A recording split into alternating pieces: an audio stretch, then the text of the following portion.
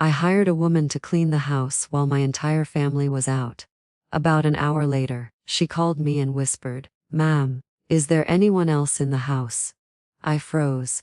"No, why do you ask? There's a woman upstairs." I started trembling. "Get out of there right now." I called the police and drove home at top speed. I'm glad you're here. If you're watching this video, please like it, subscribe to the channel, and tell me in the comments where you are listening to my story of vengeance from. I want to know how far it has traveled. That day, I woke up with a plan to clean the house myself.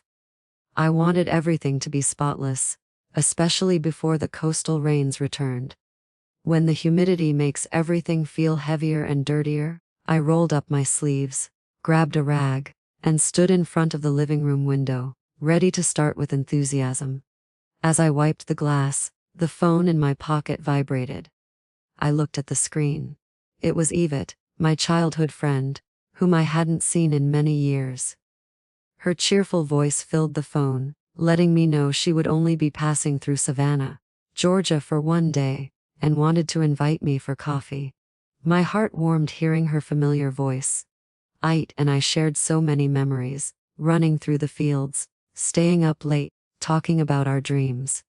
How could I say no? But thinking about all the cleaning I had to do, I hesitated for a moment. I couldn't leave the house like that. Then I remembered Brianna Parrish, the 20-something woman who lived in the alley near my place. She was slight, kind, natured, and needed some extra work to pay for her college classes. I called her and she immediately accepted, grateful for the opportunity. I gave her precise instructions. Clean the study, scrub the stairs to the second floor, and above all, be careful with the old dusty shelves belonging to my husband, Jerome. I left her a spare key, and asked her to lock up tight when she finished. I drove to the Magnolia Tree Cafe where Eat was waiting for me. We sat under a sprawling live oak tree. She told me about her life in the city, about her children who were already grown. I told her about Jerome, his work as a published novelist, and my tranquil, though sometimes empty days. We laughed, remembering old times. In the middle of our chat, my phone rang again. I saw the number. It was Brianna. I smiled, thinking she was calling to say she was finished. But when I answered, I didn't hear her usual shy voice. Instead, I heard agitated breathing as if she was trying to contain a panic. "Miss Simone," she whispered in a shaky voice I could barely hear. "Is there anyone else in the house?" My heart stopped. "No," I replied, trying to sound calm. "I'm having coffee. My husband is at the publisher's and won't be back until tonight." "What's going on, Brianna?" There were a few seconds of silence on the other end. I could only hear her ragged breathing. Suddenly, her voice broke. "There's a woman on the second floor." I was cleaning the stairs and I saw her. She was wearing a long white dress with messy hair. She walked down the hallway and disappeared into the last room. Her words were like an ice-cold knife in my chest. I tried to stay calm, but the hand holding the phone was shaking.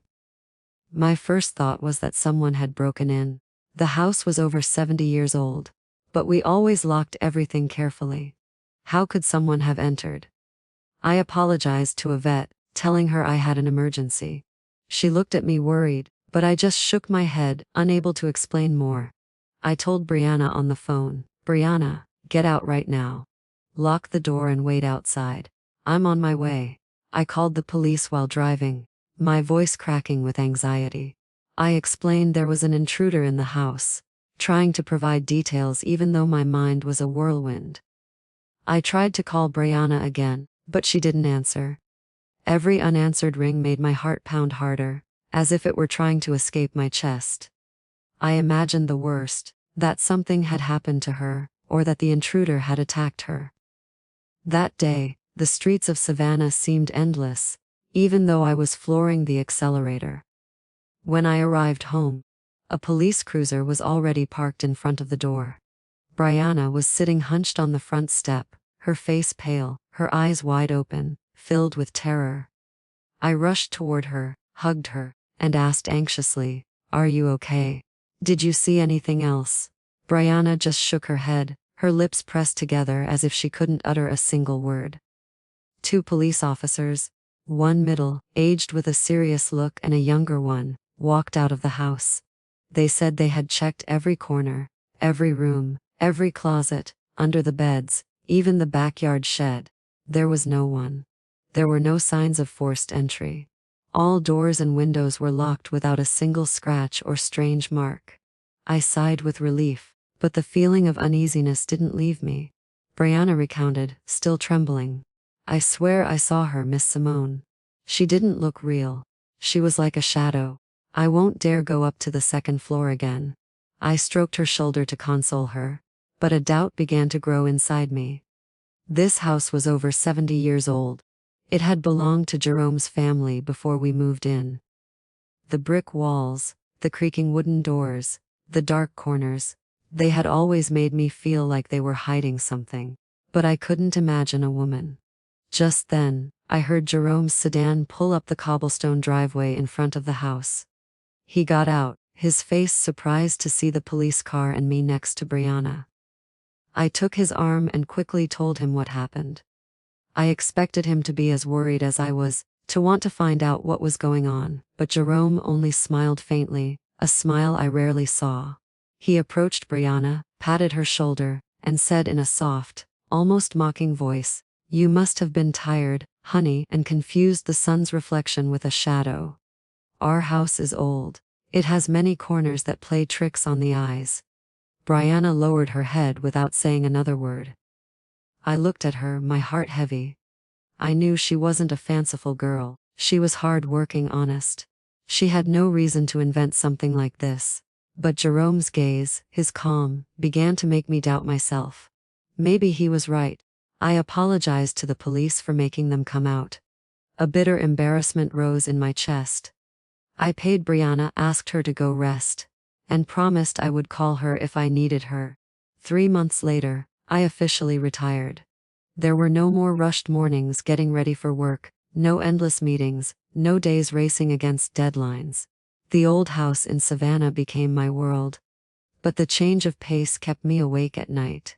Every night, I stayed up staring at the ceiling, listening to the clock ticking in the darkness.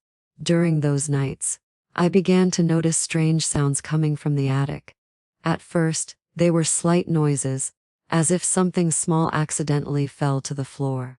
I convinced myself it was the wind blowing through the old windows, or the wood creaking due to the changing weather. But little by little, the sounds became clearer, more vivid. I heard something like a chair scraping across the floor, slow and heavy. Then light but constant footsteps as if someone were walking back and forth. Sometimes I even heard the rustle of paper, as if someone were silently turning the pages of a book. I told Jerome one morning, as we had breakfast in the kitchen. I tried to keep my voice steady, but I couldn't help feeling uneasy. "Honey, I've been hearing noises in the attic lately. It's not the wind. It sounds like someone is up there." Jerome yawned without looking up from the newspaper in his hands. He replied distractedly, "It's just rats, Simone. Our attic is old. It's full of stuff. It's mouse paradise. I'll buy some traps tomorrow, set them, and that's that."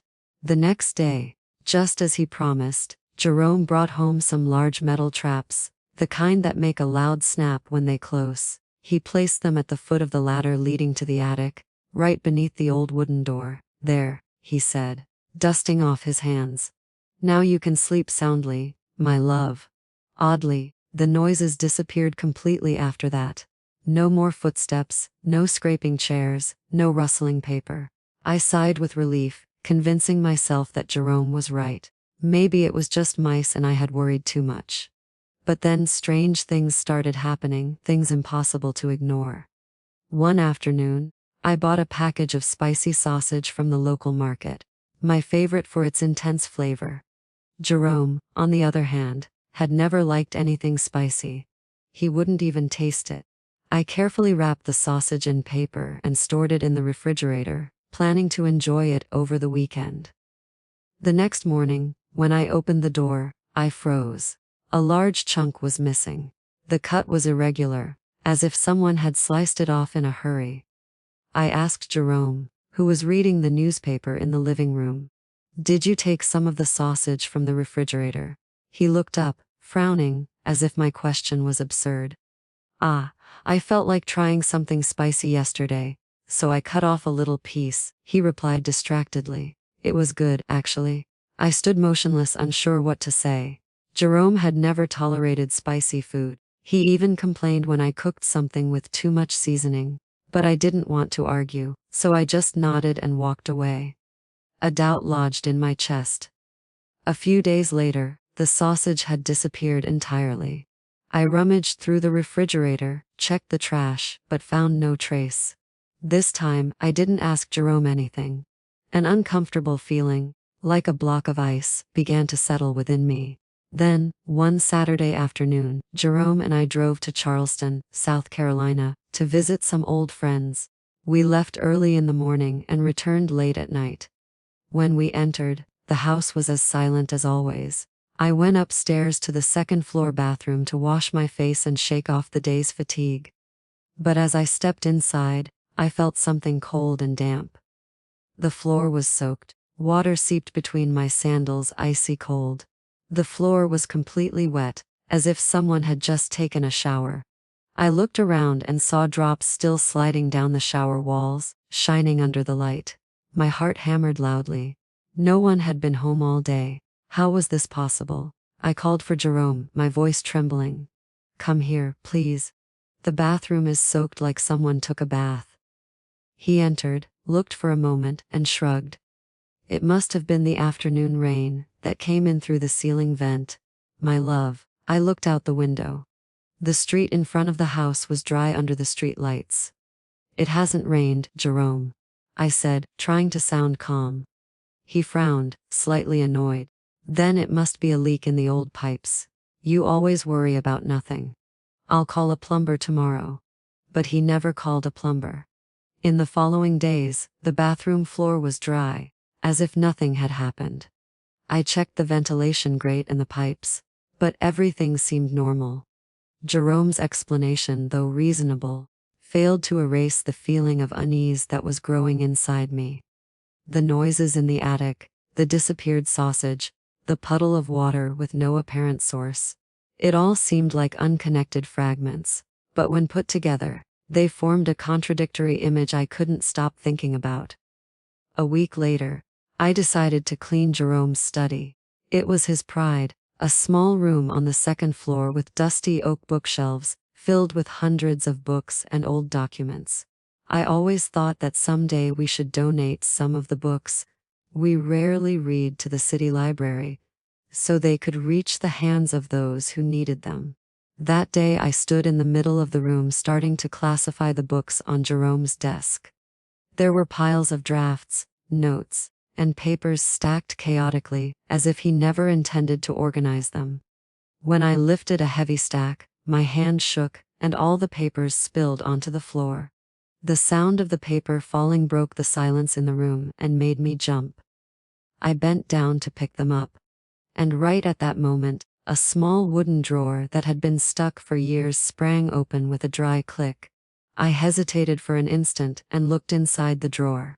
There, beneath a pile of yellow drafts, was a small hardback notebook with a dark brown leather cover and worn corners. It looked old. It didn't seem to belong to Jerome. He always liked modern, neat things, laptops, pens, and immaculate white sheets. That notebook with the worn leather cover and a loose cord seemed to be from another era. With a mix of curiosity and dread, I took it in my trembling hands and opened the first page. Inside were pages full of handwritten letters. The calligraphy was soft, elegant, clearly a woman's. I flipped through the pages, skimming them. They were story outlines, character descriptions, plot ideas. There was a fragment that spoke of a small town on the side of a mountain where a woman lived alone, waiting for someone who would never return. Another mentioned a buried secret with details that made my skin crawl. These ideas, although distinct, had a similar air to the plots of Jerome's most famous novels, the ones that gave him his renown. My heart hammered, my throat dry. It couldn't be a coincidence. I know Jerome too well. He hates writing by hand. He always said it was slow and messy, a waste of time. Everything of his, from novel drafts to work notes to shopping lists, he did on the computer. I remember once when I asked him to jot down a restaurant address, and instead of taking the pen next to him, he turned on the computer to write it. So, whose notebook was this? A secret collaborator's? An admirer's gift? I sat in the chair with the notebook weighing heavily in my hands. Part of me wanted to show it to Jerome as soon as he returned. I wanted to hear his explanation, but I hesitated. I know him too well. Jerome always knows how to make everything sound logical. He would smile. He would say it was a gift from a reader or an old idea from when he tried to write by hand. And I, as many times before, would nod and let everything sink into silence. But not this time. I didn't want to let it go. Carefully, I put the notebook back in the drawer and pushed it all the way to the back, as if afraid it would disappear if I didn't keep it hidden. That night, I was sleepless again. Lying in bed, I watched the ceiling and listened to the clock ticking in the dark. Around 200 in the morning, a slight creaking sound came from the hallway. It was a small noise, but in the silence of the night, it was clearly audible, like an unsettling whisper. I sat up abruptly, my heart racing out of control. I don't know why, but I immediately thought of the small door leading to the attic, the one Jerome and I almost never opened. I got up carefully without turning on the light, afraid that the brightness would shatter the truth I was about to discover. The faint moonlight entered through the window just enough for me to see a crack. The attic door was ajar. A cold, damp draft descended, bringing with it the smell of old paper and stale air. I stood motionless, my feet glued to the floor. Fear mixed with curiosity paralyzed me.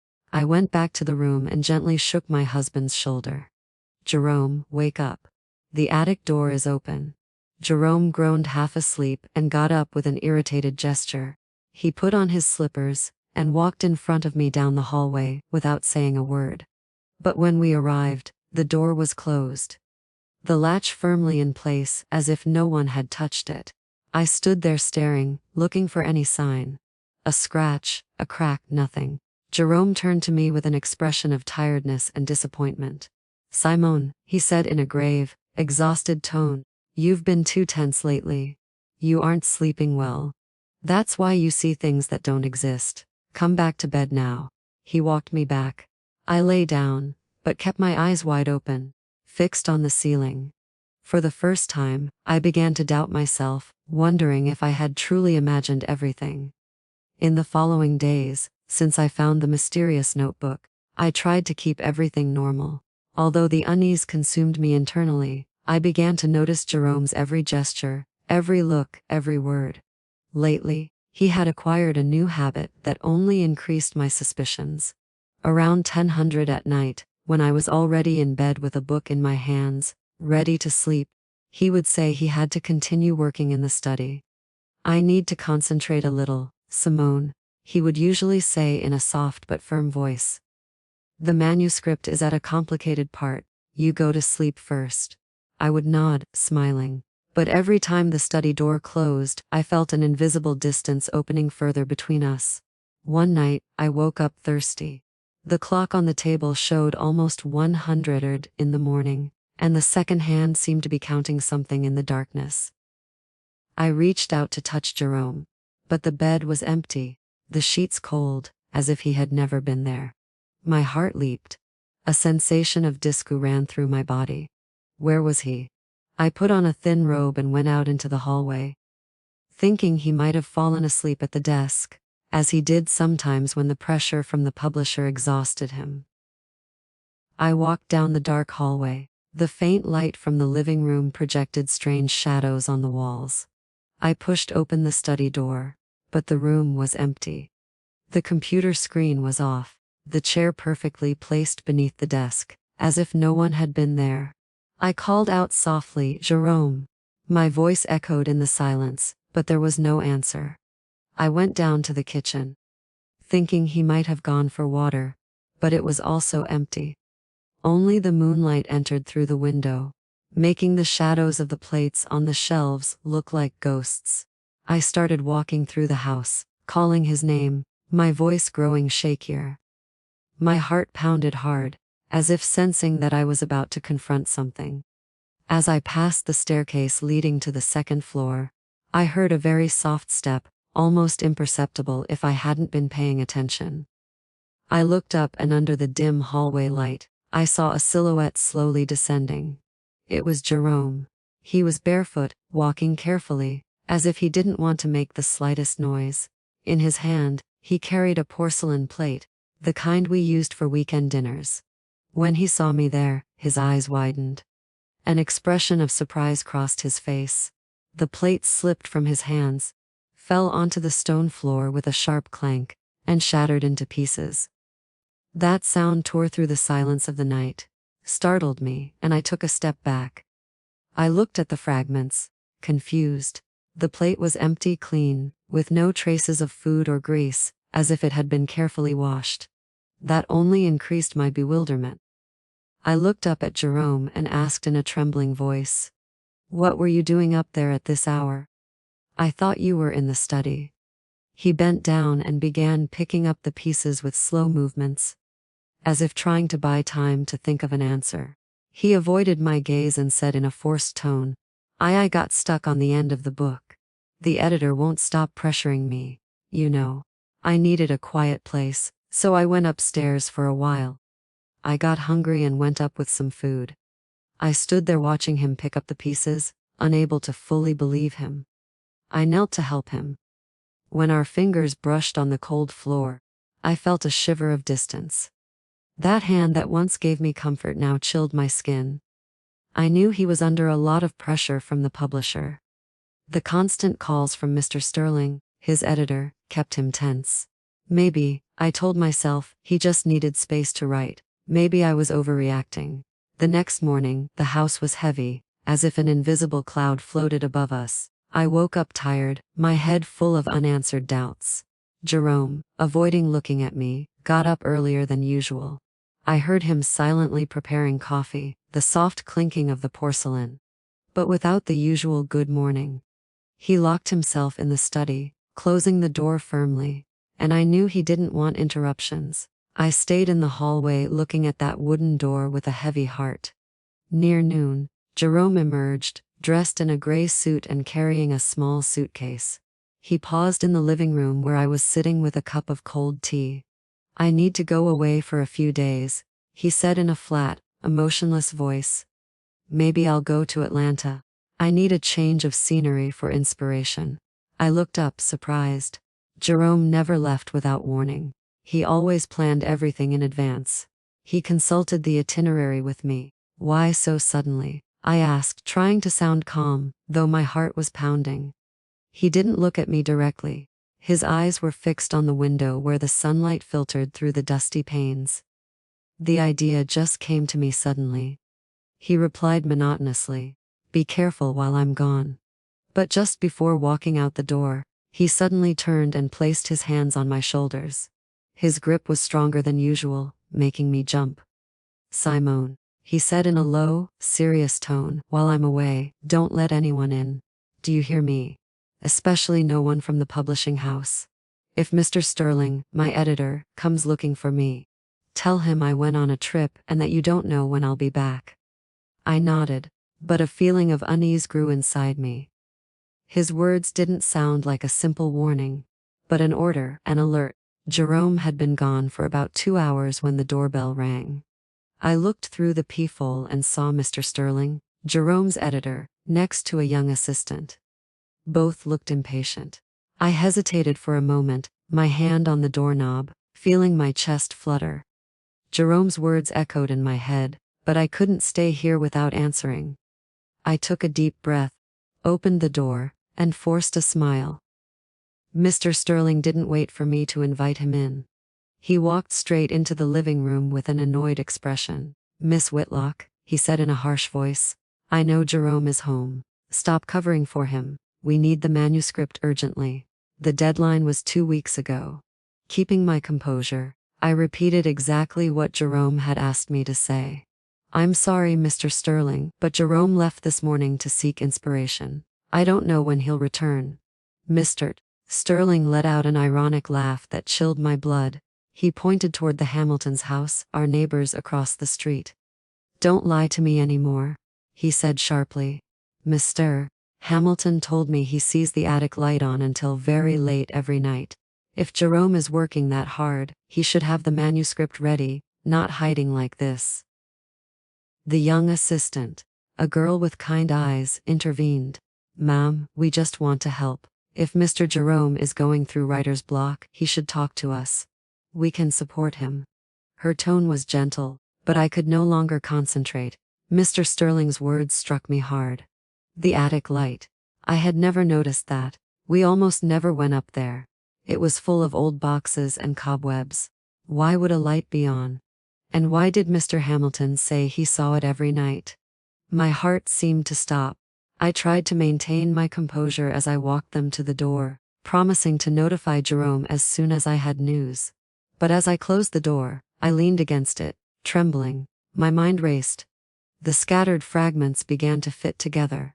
The noises in the attic, the piece of sausage that disappeared, the puddle in the bathroom, the mysterious notebook, the empty plate, and now the light.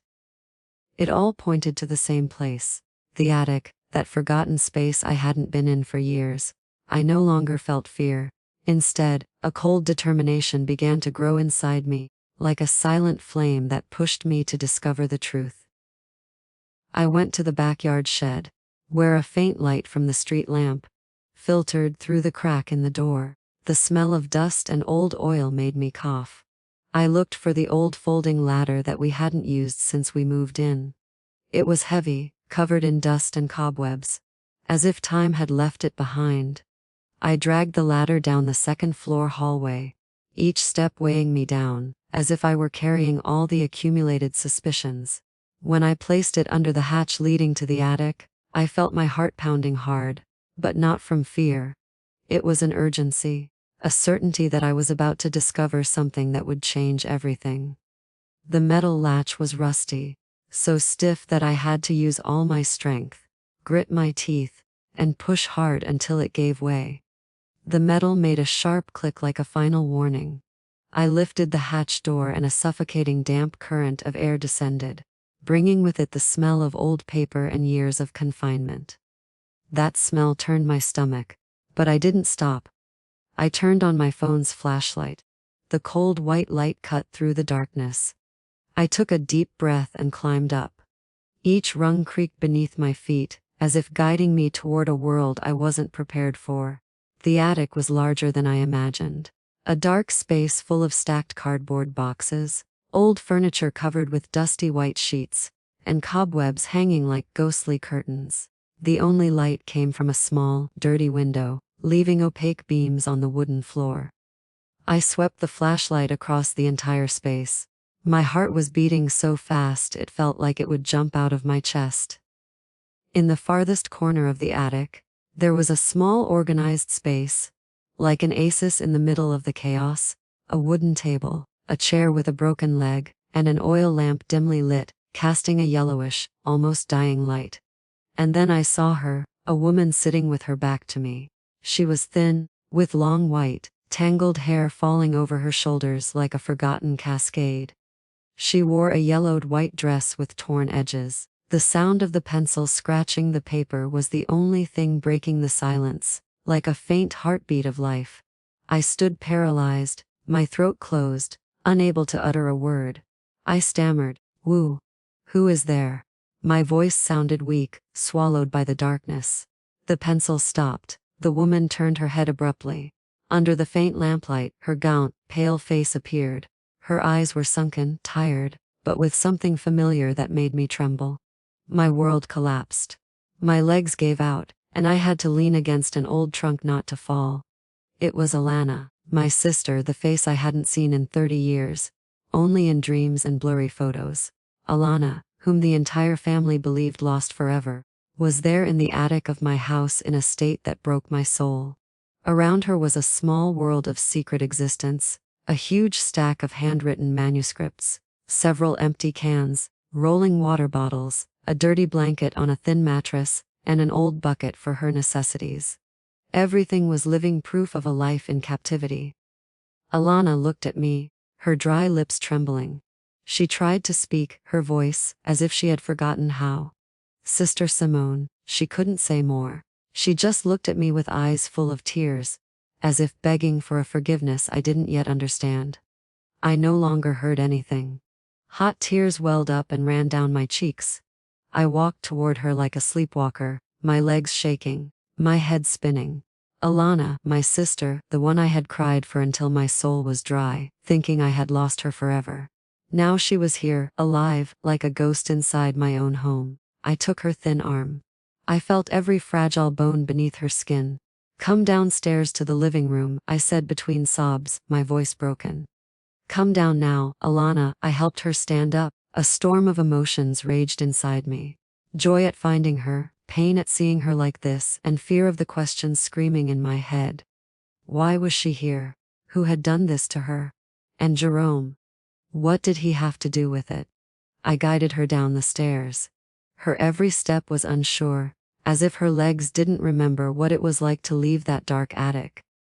The light of the house illuminated her face, highlighting her sunken features and narrowed eyes, unaccustomed to the glare.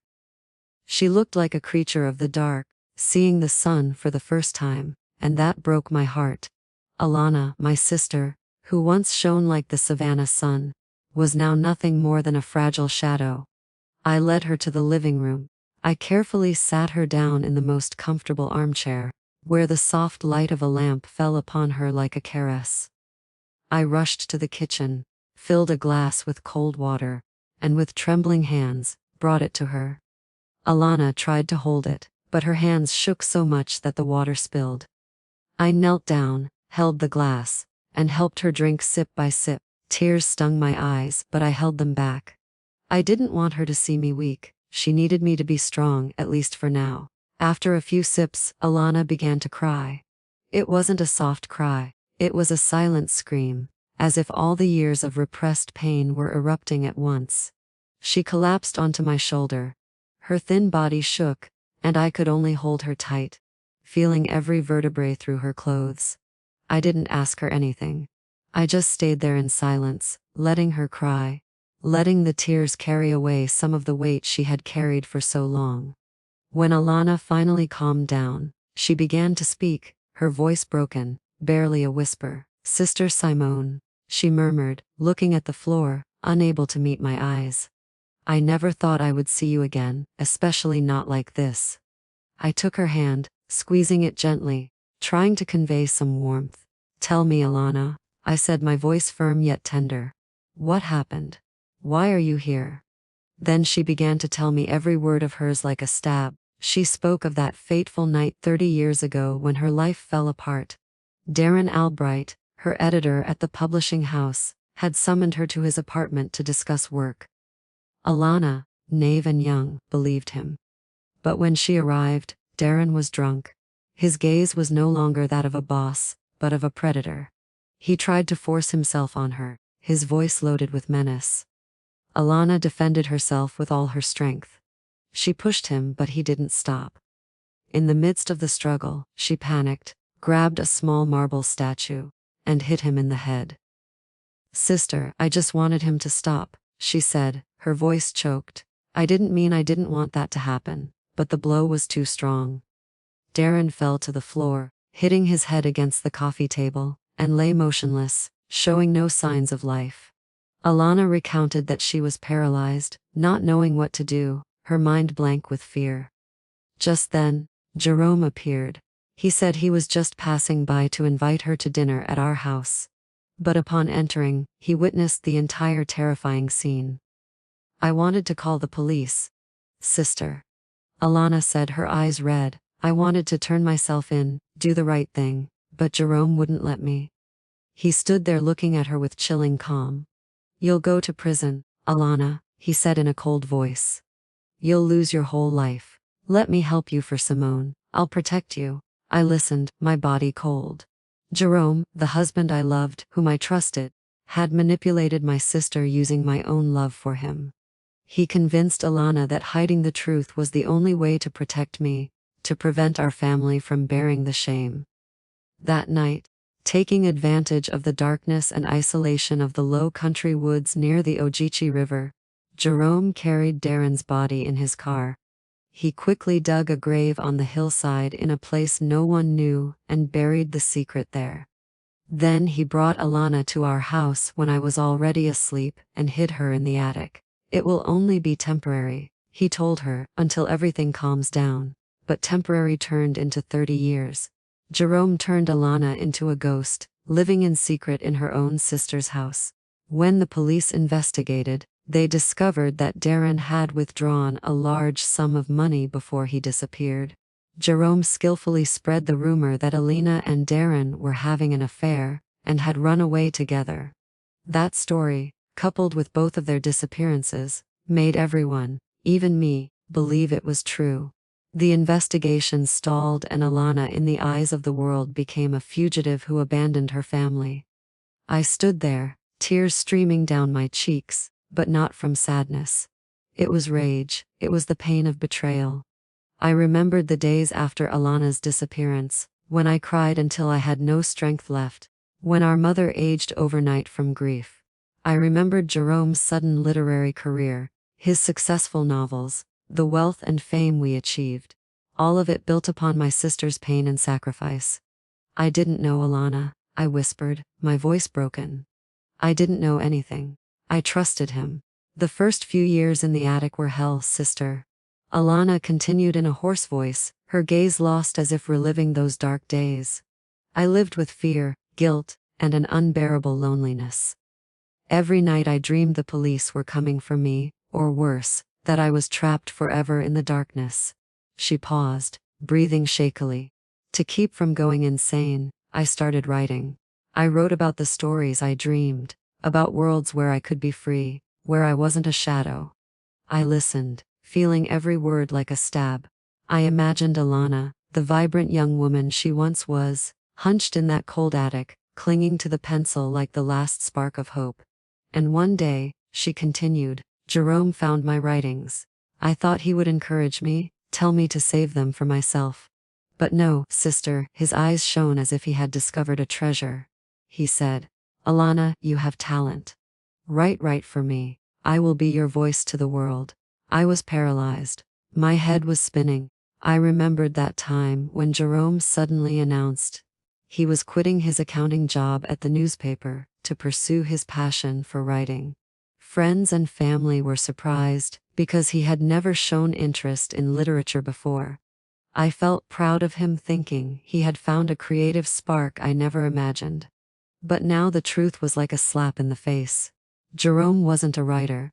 He was a thief who had stolen Alana's talent, turning her into a ghostwriter. A ghost in the most literal sense, locked inside my own house. Alana continued, her voice trembling but filled with bitterness. Many times I wanted to stop, turn myself into the police. I couldn't bear the guilt, the feeling of living a life that wasn't mine. But every time I said it, Jerome threatened me. He said that if I turned myself in, you would be the one to suffer the most. He said you couldn't withstand the blow of knowing your sister had committed a crime, and that your husband was her accomplice. He said you would lose everything, your family, your reputation, everything you love. I bit my lip. Tears rolled down my cheeks. Alana's words tore at my heart. Jerome had used my love and Alana's love for me to manipulate her to keep her in the dark. I covered my face trying to contain the sobs. Forgive me, Alana. I whispered, my voice broken. I didn't know. I never imagined that. But Alana shook her head. She took my hands and her thin fingers squeezed them hard, as if trying to pull me out of the pain. Don't apologize, sister, she said.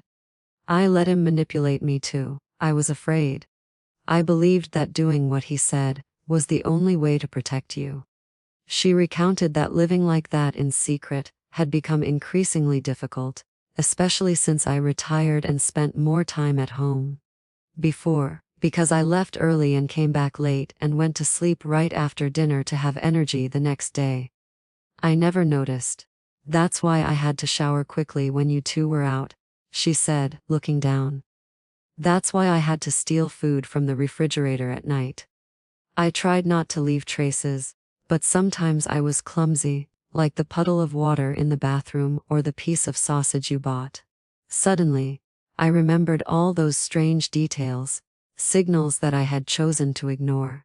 Now everything made sense, but it was a sense too painful to accept. I thought about Jerome's novels that I had read and admired. I had always wondered why the settings seemed so old, so nostalgic, as if time had stopped decades ago. The characters didn't use cell phones. The internet didn't exist. They wrote letters. They waited in vain like lost souls. Now I understood. It wasn't a literary style.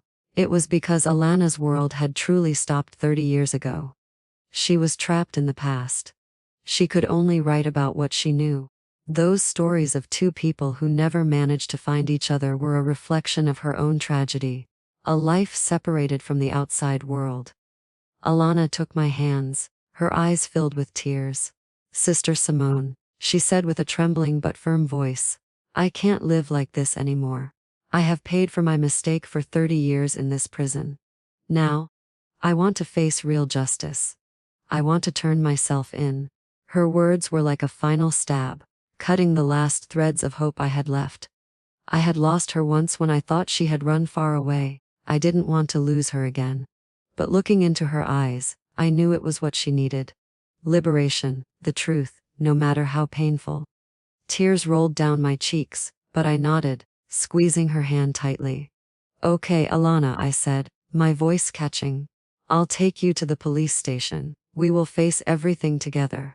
I hugged her, feeling her fragile body in my arms. My heart was full of pain, but there was also a small spark, the hope that though late, I could still help her regain her freedom. The next morning, I dressed Alana in one of my clean outfits.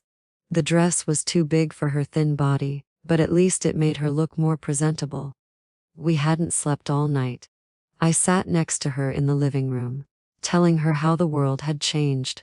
The tall buildings, the smartphones everyone was glued to, and the loved ones who were no longer with us. Alana only listened in silence, her gaze lost, as if trying to imagine a world that had been stolen from her. I drove to the Central Police Department with Alana seated beside me. She was hunched in the passenger seat, her hands clasped together, her eyes fixed on the window like a stranger seeing an unknown planet for the first time. "Everything has changed too much," she whispered, amazed at seeing the electric cars pass or children taking photos with their phones. I took her hand and squeezed it gently, trying to give her some courage. "I'm here, Alana," I said with a trembling voice. "We're going to get through this together." At the police department, I asked to speak directly with the head of detectives. At first, they refused, saying we needed an appointment. But when I mentioned the disappearance of Alina Whitlock, which occurred 30 years ago, their attitude changed completely. An officer led us to an interrogation room, a small room with gray walls and an icy metal table. With my help, Alana began to tell her story. Her voice was clear and serene, as if she had rehearsed those words 1,000 times in her mind. She spoke of that fateful night, of Darren, of the accidental blow that took his life, and of how Jerome hid her in the attic, turning her into a ghost for 3 decades. The police listened with disbelief. One took notes non-stop, while another spoke into the radio with an urgent tone. Alana's confession shook the entire police department. The case files were immediately reopened. An investigative team was sent to my house to search the attic and collect evidence of Alana's hidden life. The manuscripts, the food containers, the dirty blanket. Another group following Alana's precise directions set off for the low country woods near the Ogeechee River. After a few hours of searching, they found human remains buried beneath an old tree deep in the forest. Preliminary DNA analysis confirmed they were the remains of Darren Albright, the man everyone believed had fled with her. The arrest warrant for Jerome was issued that same day. The police set up an ambush at our house, awaiting his return from his trip to Atlanta.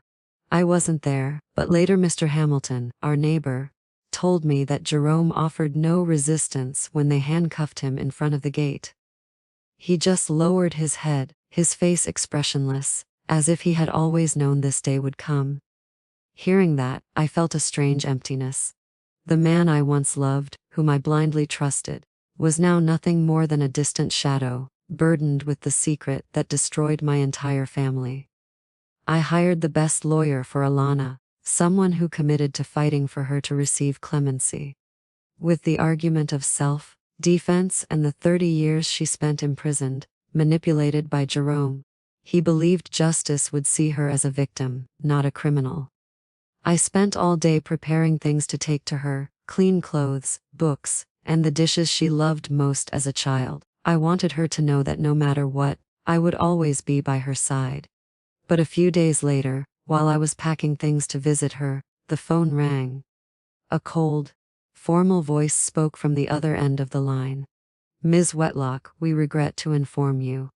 Alina Whitlock took her own life at the detention center last night." The phone slipped from my hands and fell to the floor with a dry thud. My world shattered again. Alana, my sister, the one I had just gotten back, had chosen to leave forever, leaving me alone in a pain that had no words. She had told the truth. She had faced her past, but maybe she couldn't bear another trial, or the stares of a world that doesn't forgive. The officer said Alana had left a letter for me. That afternoon they handed it over. I held it with trembling hands, looking at her soft, familiar handwriting, the same I had seen in the attic notebook. But now it was clumsy, unstable, as if she had used her last ounce of strength to write it. I opened the letter and tears flowed before I read the first line. "Dear Sister Simone," she wrote, "when you read this, I will truly be free. For 30 years, I wrote to survive, to keep from disappearing, but I could never write under my own name. I lived as a ghost, and now it is time for that ghost to dissolve. I don't regret speaking the truth. It was the only right thing I did. Don't be sad. Think of it as I have finished the story of my life. The final manuscript is still in the attic inside a wooden box under the table. It is the only work I wrote about myself. If you can, please let it carry the name of Lucia Whitlock." I folded the letter, hugged it to my chest, and soaked it with my tears. Lucia Whitlock, the name Alana wanted to use if she ever became a writer. The name that was stolen from her. I knew I had to fulfill her last wish. I would search for that manuscript and bring it to light so the world would know Alana's story. Not as a ghost, but as a woman, a writer, a soul who fought to be free. The trial against Jerome was held a few months later, turning into a scandal that shook the entire country. The press called it the Ghostwriter of Savannah scandal. Newspapers filled their front pages with Alana's life story. A young woman locked away, stripped of her freedom, and used to build the fame of a man who didn't deserve it. Faced with irrefutable evidence, Darren's remains found in the low country woods, the manuscripts found in the attic, and Alana's testimony before her death, Jerome lowered his head and confessed. He was charged with multiple felonies, unlawful appropriation of copyrights, illegal deprivation of liberty, conspiracy to cover up a crime, and obstruction of justice. The sentence was a deserved ending, but I felt no relief. For me, Jerome had died the day I discovered the truth, the day the man I loved became a stranger. I did not attend the trial. I couldn't face him. I couldn't look into the eyes that once spoke words of love to me, but hid such a terrible secret. Instead, I returned to the house, which was once a home, but was now just a space full of painful memories. One afternoon, as the sunlight faded over the cobblestone street, I decided to go back to the attic. This time, I no longer felt fear or oppression. I climbed each rung with a flashlight in my hand, but my heart was lighter, as if I were looking for a part of Alana she had left behind. I found the wooden box under the table, just as she had written in the letter. It was a small box, old but well cared for, as if it held her last treasure. Inside was a pile of carefully handwritten manuscripts on yellowed pages. Alana's soft, fluid handwriting was clear, as if she were there telling me her story. I carried the box down to the living room, sat under the desk light, and began to read. It was an autobiography, a novel about her own life. She wrote about our childhood, about the days running through the Savannah fields, about the dreams of being a writer. She once confessed to me. She recounted the terrible night that stole her future, the 30 years lived in darkness, and the incredible strength she had not to let her soul break. Every page was a stab, but also a song of resilience, of love for life, no matter how hard. I spent weeks editing the manuscript, reviewing every line carefully, as if touching Alana's soul. There were nights when I stayed up until dawn, with tears running as I read the passages where she spoke of her loneliness in the attic, or the times she imagined being free walking out into the sunlight. The book was not just her story, but the voice of a forgotten person, stripped of her identity. I knew I had to bring it to the world so that Alana would not just be a name in my memory, but a true writer. I contacted the publishing house that had worked with Jerome. At first, they hesitated, fearful of the surrounding scandal, but when I sent Alana's manuscript, they were completely convinced. This is a masterpiece, the editor told me over the phone, his voice full of emotion. We will publish it, and we will do so with all the respect that Alana deserves. The book was published under her true name, Alana Whitlock. On the first page, instead of a prologue, I only wrote one sentence. No one should be imprisoned in the dark, especially if they love freedom. It was my message to her, to my dear sister whom I loved in this world. The book became a phenomenon.